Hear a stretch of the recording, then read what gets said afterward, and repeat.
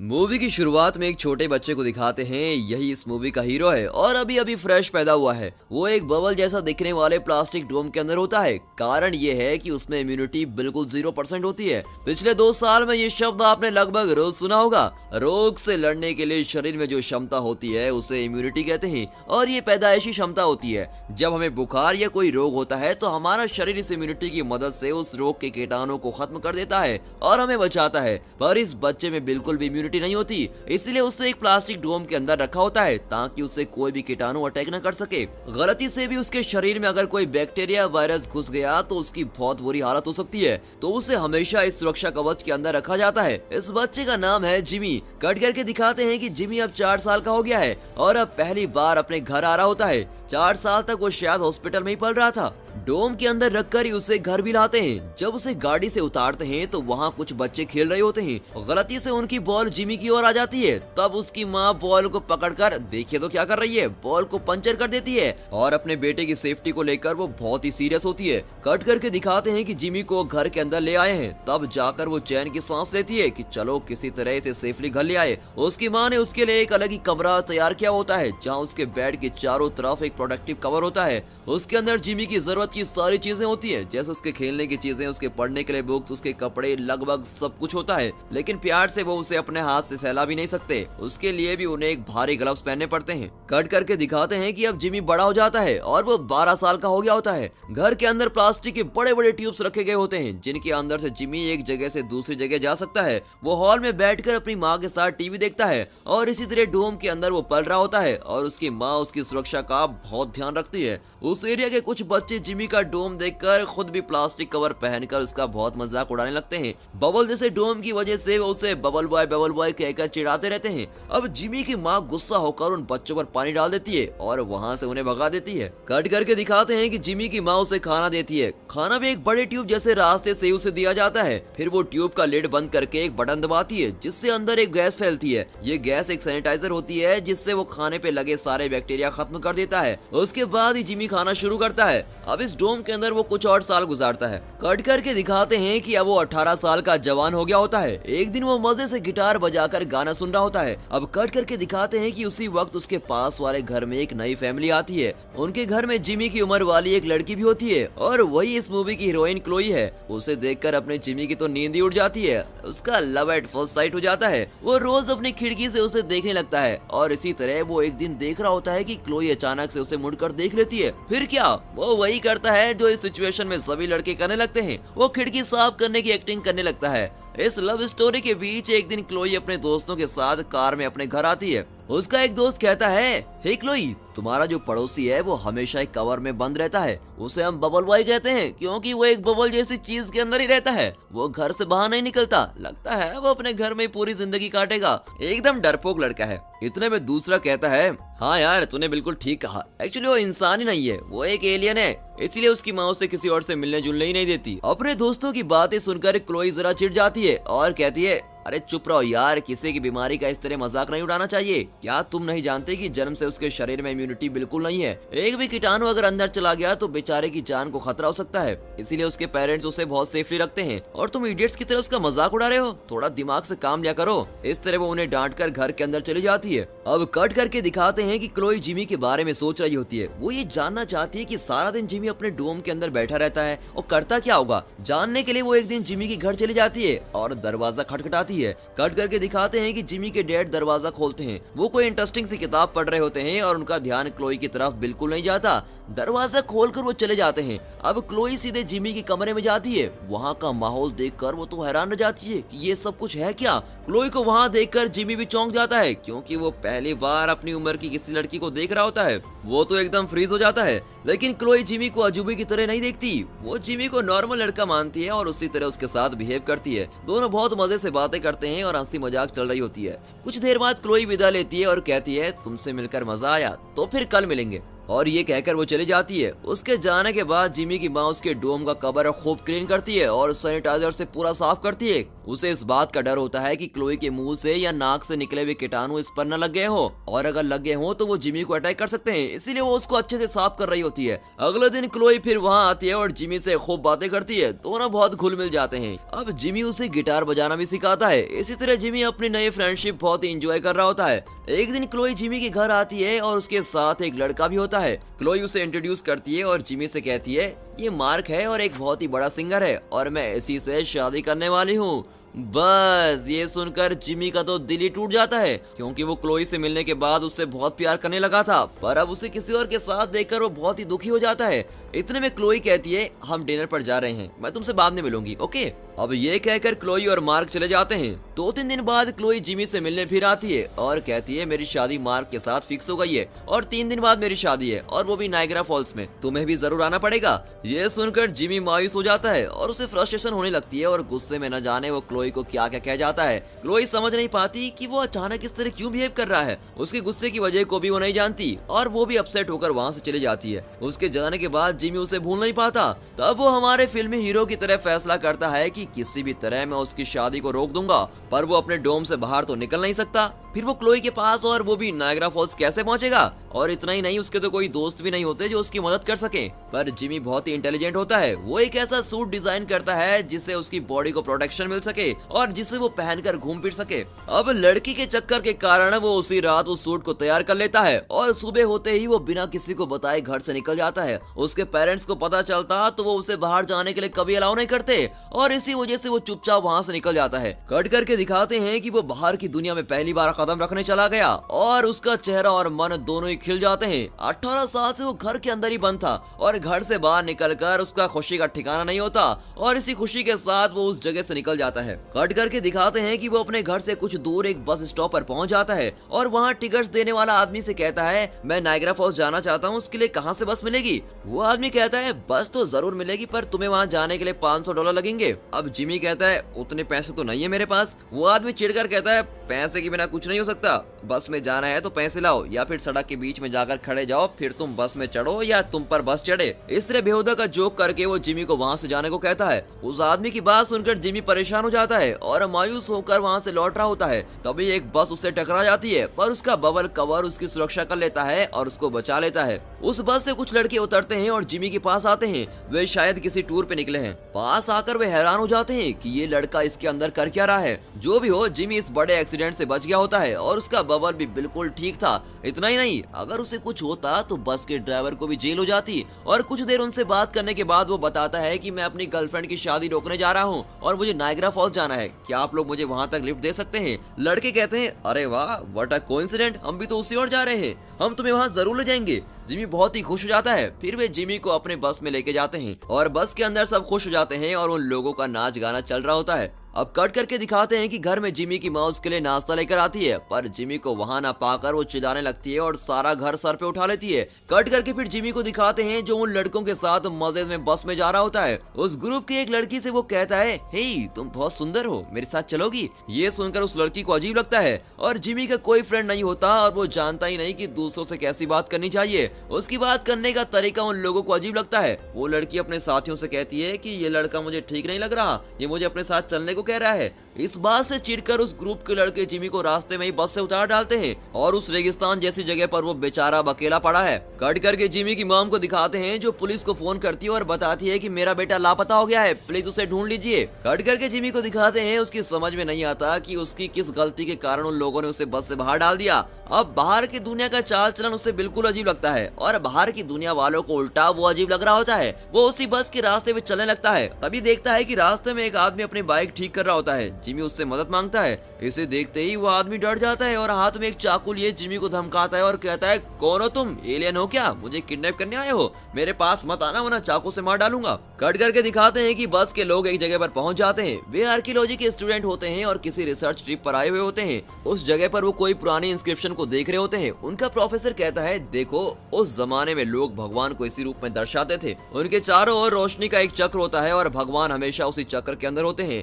ये सुनकर वे चौंक जाते हैं क्योंकि वे उसी रूप में अभी भी एक लड़के को देख कर आए थे। वे सोचते हैं तो भगवान ने ही हमसे लिफ्ट मांगी थी और अनजाने में हमने उसे मार मार कर बस से नीचे ढकेल दिया। अब कट करके दिखाते हैं कि जिमी उस आदमी को अपनी कहानी बता रहा होता है। वो आदमी जिमी की बातों पर अब विश्वास करने लगता है और पूछता है कि उसे कहाँ जाना है। जिमी कहता है मुझे नायग्रा फॉल जाना है। जिमी का डेस्टिनेशन सुनकर वो आदमी उसे लिफ्ट देने को तैयार हो जाता है और फिर कहता है मैं तुम्हें कुछ दूर तक लिफ्ट दे दूंगा। कट करके दिखाते हैं कि अब ये लॉस वेगस को क्रॉस कर रहे होते हैं और ये एक बहुत ही बड़ी सिटी है जहाँ जिमी उसे देखकर बहुत ही हैरान हो जाता है क्योंकि वहाँ के लोग शराब और पार्टीज में बहुत ही इंजॉय कर रहे होते हैं। वो शहर कसिनोज और बार से भरा होता है। अगर पैसे हो तो वहाँ खूब एंजॉय हो सकता है, बिल्कुल अपने गोवा की तरह। उसके चेहरे पर इतनी हैरानी देखकर वो आदमी पूछता है क्या तुम पहली बार यहाँ आ रहे हो? तब तो तुम्हारे देखने के लिए बहुत सारी चीजें यही हैं, तुम यहाँ जरूर एंजॉय करोगे, चलो मैं तुम्हें शहर दिखाता हूँ। ऐसा कहकर वो जिमी को एक कसिनो में लेके जाता है और जिमी मजे से अंदर जाता है और बहुत सारे गेम्स खेलता है। तभी उसे ख्याल आता है कि 2 दिन में क्लोई की शादी है और उसे भूलकर मैं यहाँ बेकार में वक्त बर्बाद कर रहा हूँ। फिर वो उस आदमी के पास जाकर कहता है सर आप मुझे यहाँ से लेके चलिए, मुझे जल्द से जल्द नायग्रा फॉल जाना है। वो आदमी कहता है भाई थोड़ी देर रुक तो जाओ, अभी तो यहाँ आए हैं, मुझे एक और बार खेलने दो, जो हारा हूँ उसे जीतना भी तो है। पर जिमी को उसकी बातें समझ में नहीं आती। तभी वो वहाँ रखे एक बाइक को देखता है और वहाँ चल रहे किसी गेम के विनर के लिए वो बाइक रखी होती है। उस बाइक को जिमी उठा लेता है। कट करके दिखाते हैं कि जिमी के पेरेंट्स भी उसे ढूंढते हुए लॉस वेगस पहुंच जाते हैं। तभी ये बाइक वाला भी बाहर आकर जिमी को ढूंढने लगता है और उसी वक्त बस के वो लड़के भी जिमी को भगवान समझकर ढूंढते हुए वहां पहुंच जाते हैं। वे बाइक वाले से पूछते हैं यहाँ आपने किसी लड़के को देखा जिसके शरीर पर बलून जैसा कुछ बना हुआ था? ये सुनकर वो बाइक वाला बहुत गुस्सा होता है और कहता है तुम इस शैतान लड़कों ने उसे गाड़ी से नीचे उतार दिया था, वो खुद इतना बेचारा है और तुमने उसके साथ ऐसा किया, मैं तुम लोगों को नहीं छोड़ूंगा। और ऐसा कहकर वो उन्हें चाकू दिखाता है। वे लोग वहां से भाग जाते हैं। इतना ही नहीं, उनकी बस उस आदमी की बाइक को भी डैमेज कर देती है और बाइक वाले का गुस्सा और बढ़ जाता है और वो चिल्लाता है तुम लोगों को मैं जिंदा नहीं छोड़ूंगा। कट करके दिखाते हैं कि जिमी मजे से बाइक में जा रहा होता है और उसके आगे एक कार जा रही होती है जिसमें उसके पेरेंट्स जा रहे होते हैं। उन्हें देखकर जिमी चौंक जाता है और उसे देखकर वो भी चौंक जाते हैं। इस वजह से दोनों ही अपना बैलेंस खो देते हैं और उनकी कार जिमी की बाइक से टकरा जाती है। जिमी इस बार भी अपने बबल की वजह से बच जाता है। वो बबल कवर कर्ण के कवच की तरह हमेशा उसकी रक्षा करता है, पर टकराने की वजह से उसका बबल बाउंस होने लगता है और वो एक बॉल की तरह बाउंस होता हुआ सीधे एक ट्रेन के कंपार्टमेंट में जा रुकता है और इसी बीच वो बेहोश भी हो जाता है। कट करके दिखाते हैं कि जिमी के पेरेंट्स ये देखकर बहुत बड़े शॉक में होते हैं। फिर कट करके दिखाते हैं कि सुबह हो गई होती है और जिमी आंखें खोलता है। उसके सामने कई सारे जानवर और कुछ पुतले होते हैं। वहाँ कुछ लोग भी होते हैं जो देखने में अजीब लगते हैं। एक्चुअली वो किसी सर्कस में तमाशा दिखाने वाले लोग हैं। जिमी उनसे बातें करने लगता है। तभी वो ट्रेन अचानक रुकती है और उस फोर्स के कारण कंपार्टमेंट का दरवाजा खुल जाता है और जिमी ट्रेन से नीचे गिर जाता है। तब उसके सामने एक बौना खड़ा दिखता है। वो उस सर्कस का मालिक होता है। वो जिमी से कहता है तुम कौन है भाई, और ये तुमने क्या पहन रखा है, क्या तुम बबल मैन हो? कोई बात नहीं, अब तुम मेरे पास पहुंच गए हो, मैं तुम्हें काम दे दूंगा। वो जिमी का तमाशा बनाकर पैसे कमाने की सोचता है, पर जिमी कहता है अरे तुम तो खुद बौने हो और तुम इस सर्कस कंपनी के मालिक हो। सुनकर बड़ा मजा आया। इस तरह वो उस बौने का मजाक उड़ाता है। इस पर बौने को बहुत गुस्सा आता है और वो जिमी के बबल पर चढ़कर उसको तोड़ने की कोशिश करता है, पर जिमी अंदर से उसे मुक्का मारता है और वो आदमी उड़ता हुआ सीधी दूसरी जगह गिरता है और बेहोश हो जाता है। फिर जिमी वहाँ से बच निकलता है। उसके पीछे पीछे सर्कस के कुछ लोग भी आ रहे होते हैं। एक्चुअली उन लोगों का मालिक देखने में तो छोटा सा लगता है, पर इन लोगों को वो बहुत पीटा करता है। वो बहुत ही गुस्से वाला होता है, इसीलिए वे लोग उससे छुटकारा पाना चाहते हैं। जब उन्होंने देखा कि जिमी ने उस आदमी को मार गिराया तो वे खुश होकर उसके साथ चलने का फैसला करते हैं, पर जिमी उन्हें समझाता है कि मैं उतना बड़ा आदमी नहीं हूँ जितना तुम लोग मुझे समझ रहे हो, और यही नहीं, मेरे साथ चलना तुम लोगों के लिए सेफ नहीं होगा। किसी तरह उन्हें मनाकर वो अकेला ही चल देता है। अब कट करके दिखाते हैं कि वो एक होटल पहुंचता है। वहाँ इंडिया का एक आदमी खाना खा रहा होता है। उस आदमी का नाम पुष्पप है। उसके सर पर पगड़ी होती है। वहाँ के कुछ लोग उसका मजाक उड़ा रहे होते हैं कि यह आदमी एकदम जोकर की तरह दिखता है और इसकी टोपी तो देखो कितनी अजीब लग रही है। जिमी वहाँ पहुँचता है और कहता है तुम लोग उसका मजाक क्यों उड़ा रहे हो, ये उनके देश का पहनावा है, इंडिया जानते हो ना, ये वहीं से आया है, किसी के कल्चर का मजाक उड़ाना ठीक नहीं है। उनमें से एक आदमी पूछता है अच्छा तो तुम कौन हो, तुम खुद ही एक मजाक लग रहे हो और इस बबल के अंदर कर क्या रहे हो, देखने में तो तुम बच्चे लगते हो और इसकी सपोर्ट करोगे, अब देखो मैं तुम्हारा क्या हाल करता हूँ। ये कहकर वे लोग जिमी को होटल में बंद कर देते हैं और बाकी लोगों को बाहर भेज देते हैं। फिर वे उस होटल में आग लगा देते हैं। लगता है वे उस एरिया के गुंडे हैं और जिमी का सवाल उन्हें पसंद नहीं आया। होटल बुरी तरह से जलने लगता है। अगर जिमी का बबल जल गया तो वो मर जाएगा। बेचारा जिमी खुद को बचाने के लिए यहाँ वहाँ भाग रहा होता है। इतने में पुष्पा अपना ट्रक होटल के पिछले दरवाजे पर लाता है और जिमी को ट्रक में चढ़ने को कहता है। इस तरह वे दोनों वहाँ से बच निकलते हैं। कट करके दिखाते हैं कि जिमी के पेरेंट्स उस ट्रेन को चेस करते हैं जिसमें जिमी गिरा था और किसी तरह वे उस ट्रेन को पकड़ लेते हैं और उस कंपार्टमेंट में जाकर ढूंढते हैं, पर वहाँ जिमी नहीं होता। फिर वे उस सर्कस के मालिक से पूछते हैं। वो कहता है मैं जानता हूँ वो कहाँ गया है और मैं आपको जरूर बताऊंगा, पर एक शर्त पर जाऊंगा, तुम मुझे भी वहाँ ले जाओगे। वो उनके साथ चलकर जिमी से बदला लेना चाहता था। कट करके दिखाते हैं कि जिमी और पुष्पा बातों में मस्त ट्रक में जा रहे होते हैं और जिमी अपनी पूरी कहानी उसको सुनाता है। उसे सुनते हुए पुष्पा गाड़ी चला रहा होता है। अचानक गाड़ी के सामने एक गाय आ जाती है, पर ब्रेक मारने से पहले ही वो गाड़ी के नीचे आ जाती है। ये एक एक्सीडेंट था, पर फिर भी पुष्पा को बहुत बुरा लगता है कि बेजुबान गाय को उसने मार दिया। वो फूट फूट कर रोने लगता है। अब जिमी उसे दिलासा देने लगता है, पर पुष्पा कहता है कि हमारे देश में गाय की पूजा की जाती है और मैंने उस गाय को ही मार डाला। मुझसे बहुत बड़ा पाप हो गया है और मुझे नरक में ही जाना पड़ेगा। ऐसा कहकर वो सड़क पर ही उस गाय की पूजा करने लगता है। जिमी ये सब देखकर समझ जाता है कि पुष्पा अब उसके साथ नहीं चलने वाला और वो अकेले ही वहाँ से आगे पैदल चलने लगता है। तभी वो बाइक वाला आदमी उन लड़कों की बस का पीछा करता हुआ आ रहा होता है और उसके साथ उसके कुछ साथी भी होते हैं। वो पुष्पा को सड़क पर गाय की पूजा करते हुए देखता है और कहता है ये क्या पागलपन है, पूजा करने के लिए तुम्हें 20 सड़क ही मिली थी क्या, और वो भी मरी हुई गाय की पूजा कर रहे हो। तभी वहाँ वो बस आती है जिसका पीछा करते हुए बाइक वाले वहाँ पहुंचे थे। बस के लड़के जान जाते हैं कि ये आदमी उन्हें चेस कर रहा है। वे चुपचाप वहाँ से बच निकलने की कोशिश करते हैं। वहाँ उन लोगों की बाइक्स लाइन में खड़ी होती हैं। उनकी बस उन बाइक्स को फिर गिरा देती है। इसे देखकर उन लोगों को बहुत गुस्सा आता है और वे पुष्पा के ट्रक को लेकर उस बस का पीछा करने लगते हैं। कट कर दिखाते हैं कि जिमी एक टैक्सी में जा रहा होता है। उस टैक्सी को एक बुजुर्ग आदमी चला रहा होता है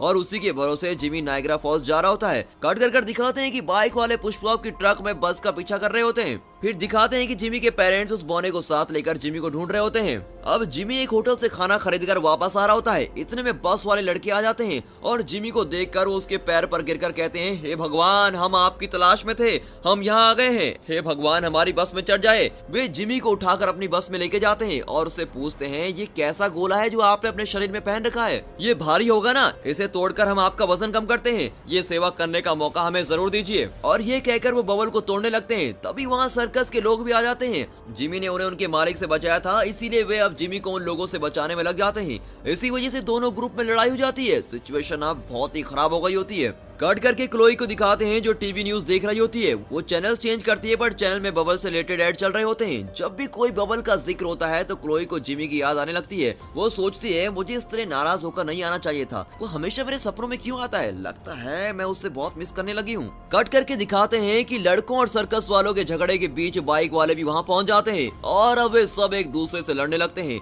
माहौल और भी खराब होने लगता है। इन लोगों के झगड़े के बीच जिमी उस टैक्सी में वहाँ से निकल जाता है। कट करके अगले दिन सुबह दिखाते हैं कि जिमी टैक्सी में सो गया होता है और टैक्सी अभी भी चल रही होती है। बुजुर्ग रात भर टैक्सी चला रहा था। इतना ही नहीं, वो अभी बड़ी खुशी से टैक्सी चला रहा होता है। उसकी तंदुरुस्ती देखकर जिमी हैरान रह जाता है और पूछता है, दादाजी इस उम्र में भी आप इतनी देर तक गाड़ी कैसे चला पाते हो, आप एकदम सुपर हो सच में। पर उसकी इस प्रशंसा का कोई जवाब नहीं मिलता। एक्चुअली बात ये होती है कि दादाजी आंखें खोलकर सो रहे होते हैं। उन्होंने यूं ही स्टीयरिंग पर हाथ रखे होते हैं और गाड़ी खुद चल रही होती है। ये जानकर जिमी चौंक जाता है और बुजुर्ग को कोसने लगता है, अरे दादाजी इस तरह पूरी रात गाड़ी चलाए थे क्या, मुझे मार डालोगे क्या। तभी आगे एक बोर्ड दिखता है जिस पर डेड एंड लिखा होता है और जिमी अचानक ब्रेक दबाता है और फोर्स की वजह से उस कार से उड़कर सीधे उस पोस्टर को फाड़ता हुआ दूसरी ओर गिरता है। लेकिन इस बार फिर से उसका बबल ही उसे बचा लेता है। फिर वो पास के एक टेलीफोन बूथ से क्लोई को कॉल करता है, पर क्लोई के बजाय उसका बॉयफ्रेंड मार्क फोन उठाता है और पूछता है, कौन बोल रहा है। जिमी कहता है, मैं बबल बॉय बोल रहा हूँ। मार्क कहता है, ठीक है, पर तुम क्लोई को क्यों फोन कर रहे हो। अब जिमी कहता है, मैं उससे बहुत प्यार करता हूँ, ये बात मैं उसे बताना चाहता हूँ, इसीलिए मैंने कॉल किया है। जिमी बिना डरे उसे पूरी बात साफ साफ बता देता है। अब ये सुनकर मार्क को गुस्सा आता है और कहता है, अबे इतनी हिम्मत आ गई तुझमें, मैं क्लोई से शादी करने वाला हूँ और तुम हमारी शादी को रुकवाने आए हो। तुम मेरे बारे में नहीं जानते, अगर तुम यहाँ नजर आए तो तुम्हें जिंदा नहीं छोड़ूंगा। और तुम उससे शादी करके करोगे क्या तुम उसे खुश रख पाओगे, तुम उसे छू भी नहीं पाओगे। अपने बलून से बाहर निकलते ही तुम मर जाओगे, तुम में तो जरा भी इम्यूनिटी नहीं है और तुम शादी करके करोगे क्या, तुम्हारे बच्चे कैसे होंगे। प्रैक्टिकली सोचने की कोशिश करो, तुम जानते हो ना वो कभी नहीं होगा। मैं तुम्हें एक एडवाइस देता हूँ, तुम क्लोई को पूरी तरह से भूल जाओ और घर वापस लौट जाओ। इतना कहकर वो कॉल कट कर देता है। उसकी बात सुनकर अब जिमी सोचने लगता है कि मार्क बिल्कुल सही कह रहा था, मेरा प्यार सच्चा है पर मुझे शादी, बाल बच्चे और फैमिली के बारे में सोचना नहीं चाहिए। इस रियलाइजेशन के बाद वो अपनी माँ को फोन करके अपना लोकेशन बताता है और कहता है मुझे पिकअप करने के लिए आ जाओ। फिर वो बूथ से बाहर आकर बैठ जाता है और बहुत दुखी होता है। कुछ देर में उसके पेरेंट्स उस जगह पर आकर जिमी के पास पहुंच जाते हैं। उसकी माँ बहुत रोती है और कहती है बेटा इस तरह बिन बताए घर से क्यों निकला है, ये दुनिया तुम्हारी तरह मासूम नहीं है, तुम यहाँ अकेले खुद को नहीं संभाल पाओगे, अगर तुम किसी मुसीबत में फंस गए तो हमारा क्या होता। अच्छा वह हमने तुम्हें ढूंढ निकाला, चलो बेटा अब घर चलते हैं। अब जिमी कार में बैठ जाता है, तभी उसकी माँ पास में एक दुकान के अंदर जाती है। जिमी की उदासी देखकर उसके पापा पूछते हैं इतना मायूस होने की क्या बात है बेटा। जिमी कहता है मैंने अपनी लाइफ में पहली बार एक लड़की को देखा और मैं चाहता हूँ कि वो पूरी लाइफ मेरे साथ रहे, पर मैं अपना सपना पूरा नहीं कर सकता क्योंकि मुझ में इम्यूनिटी तो है ही नहीं, और जब मैं खुद बबल से बाहर नहीं आ सकता तो उसको पूरी लाइफ कैसे खुश रख पाऊंगा। इस तरह वो अपने दिल की सच्चाई बता रहा होता है। उसके पापा कहते हैं बेटा अगर इंसान कोई फैसला ले ले और उस फैसले पर डटा रहे तो इस दुनिया में कोई भी ताकत उसे रोक नहीं पाएगी। तुम खुद पे विश्वास रखो, तुम उस लड़की के साथ रहना चाहते हो ना, तो फिर हिम्मत से काम लो, तुम्हें कोई नहीं रोक पाएगा और तुम्हें कुछ भी नहीं होगा। इस तरह उसके पापा उसे खूब मोटिवेट करके वहाँ से चले जाते हैं। अब जिमी को अपने पर पूरा विश्वास होता है। उसकी माँ वापस आकर देखती है कि जिमी वहाँ होता ही नहीं। इतना ही नहीं, उसके पापा खुशी से हंस रहे होते हैं। कट कर दिखाते हैं कि जिमी तेजी से दौड़ रहा होता है, पर उसके ठीक पीछे कार में उसकी माँ चिल्लाती हुई आती है कि बेटा रुक जाओ, इस तरह हमें छोड़कर फिर से मत जाओ। तभी बस भी वहाँ आ जाती है और उसके अंदर से लड़के चिल्ला रहे होते हैं कि हे भगवान आप कहाँ जा रहे हैं, प्लीज रुक जाइए। उनके पीछे बाइक वाले भी होते हैं जो अपने हिस्से का चिल्ला रहे होते हैं कि हम तुम्हें नहीं छोड़ेंगे, और इस तरह सभी उसका पीछा कर रहे होते हैं। तभी वहाँ एक छोटा सा एरोप्लेन आता है और उसे चलाने वाला और कोई नहीं, वही बुजुर्ग टैक्सी ड्राइवर होता है। लगता है एक्सीडेंट में वो बच गया था, सच में उसकी लाइफ लाइन बहुत स्ट्रॉन्ग है। तभी जिमी झट से उसकी प्लेन में चढ़ जाता है और दोनों वहाँ से उड़ जाते हैं। कट करके दिखाते हैं कि चर्च में क्लोई और मार्क शादी के लिए बिल्कुल तैयार खड़े होते हैं। कट करके दिखाते हैं कि जिमी और बुजुर्ग अब नायग्रा फॉल्स के ऊपर उड़ रहे होते हैं। वाटरफॉल को देखकर जिमी उछलने लगता है और कहता है वाह मेरी लाइफ में मैंने इतना खूबसूरत दृश्य कभी नहीं देखा। पर अचानक एरोप्लेन का पेट्रोल खत्म हो जाता है। अब जिमी बुजुर्ग को डांटता है कि प्लेन तो तुम लेकर आ गए पर उसका पेट्रोल चेक क्यों नहीं किया तुमने। अब जिमी को टेंशन हो रही होती है कि वो अपनी खुशी में फिर से नाकाम होने वाला है। वो झट से उस नायग्रा फॉल्स में कूद जाता है, लेकिन वो डूबता नहीं। हमेशा की तरह उसका बबल कवर उसको बचा लेता है, क्योंकि बबल के अंदर हवा भरी होती है और इस वजह से वो तैरने लगता है और किसी तरह किनारे पहुंच जाता है। पानी से निकलकर वो चर्च की ओर जाने लगता है। कट करके चर्च के अंदर दिखाते हैं क्रिश्चियन शादी में रिवाज होता है कि शादी से पहले दूल्हे और दुल्हन की मर्जी पूछी जाती है। दोनों की मंजूरी के बाद पादरी उन्हें हस्बैंड और वाइफ डिक्लेयर करता है और उन्हें एक दूसरे को किस करने को कहता है, तभी जाकर शादी पूरी होती है। तो यहाँ पादरी मार्क से पूछती है कि क्या तुम क्लोई से शादी करने को तैयार हो। मार्क कहता है मैं तो कब से तैयार खड़ा हूँ। फिर वो क्लोई से पूछती है क्या तुम मार्क से शादी करने को तैयार हो। वो झट से हाँ नहीं करती, वो किसी सोच में खोई भी होती है। जिमी उसके दिल के किसी कोने में जरूर था और शायद इस वक्त उसी की याद उसे सता रही थी। वो पादरी को कोई जवाब नहीं देती, वो कंफ्यूजन में होती है कि उसे हाँ करनी चाहिए कि ना। इतने में अचानक जिमी वहाँ पहुँच जाता है और उसे देखकर क्लोई का चेहरा एकदम से खिल जाता है। जिमी के लिए उसके दिल में प्यार था, पर इस वक्त तक वो उसे समझ नहीं पाई थी। पर अब जब उसकी शादी मार्क से होने वाली थी तभी वो अपने दिल की बात समझ पाई थी। अगर जिमी यहाँ नहीं आता तो शायद वो जरा सोचकर मार्क से शादी करने को तैयार भी हो जाती, पर जिमी को देखने के बाद उसे यकीन हो जाता है कि उसकी शादी मार्क से नहीं जिमी से होनी चाहिए। अब जिमी क्लोई से कहता है इस बबल में अपनी पूरी लाइफ बिताकर मरने से अच्छा है कि एक बार आकर मैं तुम्हें टच कर लूं और अगले ही पल अगर मैं मर भी जाऊं तो मुझे कोई गम नहीं होगा। ये कहकर वो बबल को खोल देता है। क्लोई चौंक जाती है और कहती है प्लीज ऐसा मत करो, तुम्हें कुछ हो जाएगा। पर जिमी नहीं मानता और बबल से बाहर आ जाता है। आते ही वो और कुछ ही सेकंड्स के बाद जिमी बेहोश होकर नीचे गिर जाता है। अब ये देखकर क्लोई घबरा जाती है। तभी जिमी की माँ वहाँ आती है और चिल्लाती है बेटा ये तुम्हें क्या हो गया है, मेरी बात तुमने क्यों नहीं मानी। ये लड़की तुमने तो मेरे बेटे की जान ले ली है। इतने में बाइक वाला ग्रुप्स और बस वाले लड़के भी वहाँ पहुँच जाते हैं और जिमी को जमीन पर मरा पड़ा हुआ देखकर वे सब दुखी हो जाते हैं। जिमी की माँ जोर जोर से रोने लगती है और वहाँ भीड़ जमा होने लगती है। जिमी के पापा जरा देर से पहुँचते हैं और उसकी माँ से कहते हैं अब उस राज को मत छुपाओ, सबको सच सच बता दो। उस बात को छुपाने से और कोई फायदा नहीं, सच बता दो। उसकी माँ कहती है क्या बात कर रहे हैं आप, बताने की कोई जरूरत नहीं है। पापा कहते हैं अब तक जो हुआ सो हुआ, अब तो तुम्हें बताना ही पड़ेगा। तभी जिमी की माँ उसे जगाती है और कहती है बेटा उठ जाओ, तुम मरे नहीं हो, बिल्कुल जिंदा हो। बबल से बाहर आने से तुम्हें कुछ नहीं होगा, अब तुम उठ जाओ। और ये कहकर वो उसके गाल थपथपाती है। जिमी आंखें खोलता है, अरे ये क्या, अभी तक तो इसे मर जाना चाहिए था, ये उठा कैसे। हमारी तरह वहाँ खड़े लोग भी ये सोचकर चौंक जाते हैं। तब उसकी माँ इस क्लाइमेक्स को और भी खतरनाक बना देती है और कहती है, बेटा 4 साल की उम्र तक तो तुम्हारी इम्यूनिटी बिल्कुल जीरो थी, पर जैसे जैसे तुम बड़े होते गए वैसे वैसे तुम्हारे शरीर में इम्यूनिटी बढ़ने लगी। अब तुम्हारे शरीर में भरपूर इम्यूनिटी है, पर हमने तुमसे ये बात छुपाई रखी क्योंकि मैं चाहती थी कि तुम हमेशा मेरे पास ही रहो, हमेशा मेरी छाया में ही सुरक्षित रहो। मुझे डर था कि बड़े होकर तुम मुझसे दूर चले जाओगे, इसलिए मैंने तुमसे ये बात छुपा कर रखी। तुम्हें इस तरह बबल के अंदर रखने के लिए मुझे माफ कर दो बेटा, हद से ज्यादा प्यार ही इसका कारण है। ये सब सुनकर जिमी को बहुत गुस्सा आता है, पर वो ये भी अच्छी तरह समझता है कि उसकी माँ उससे बहुत प्यार करती है और इसीलिए उसने ऐसा किया था। वो अपनी माँ को गले लगाता है और कहता है, कोई बात नहीं माँ, तुम प्लीज रोना मत। और वहाँ खड़े सभी लोग ये जानकर बहुत ही खुश होते हैं कि जिमी बिल्कुल ठीक है। फिर क्या, उस चर्च में क्लोई और जिमी खुशी खुशी शादी कर लेते हैं। दूसरी तरफ इस शादी की वजह से बाइक वाले और बस वाले लड़के अपनी लड़ाई भूलकर फ्रेंड्स बन जाते हैं। वे सब ड्रिंक्स करते हुए पार्टी एंजॉय कर रहे होते हैं और इस हैप्पी एंडिंग के साथ यह मूवी यहाँ पर खत्म होती है।